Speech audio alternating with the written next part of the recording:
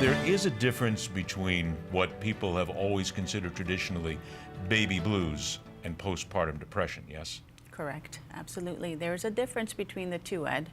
And you know what you want to do is you want to make sure you're aware of what's going on with your body, what's going on in your mind, and always speak to people, ask for help, and that's kind of where we have to start with all of this.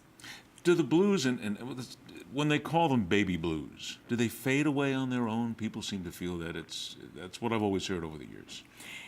They can fade away. So typically there is a spectrum of these mood disorders after delivering a baby in the postpartum period.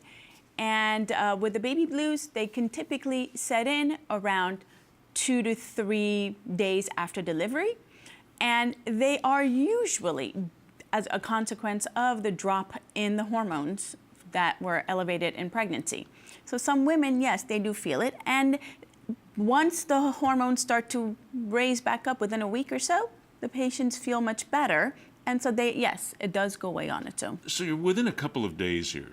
Should you seek treatment right away? I mean, because sometimes we are always looking to get right to the doctor, and sometimes there are people who will say, I can let something sit for a month or two before it really bothers me. Right, and that's the thing, Ed, is you want to make sure that you're speaking to people, you're asking for help, and you are recognizing your symptoms. Typically, nowadays, due to the elevated numbers and the incidence of postpartum depression and baby blues, the whole category, we have a screening modality at the hospital. So on maternity, postpartum, these patients are screened accordingly. That way we know who we need to target.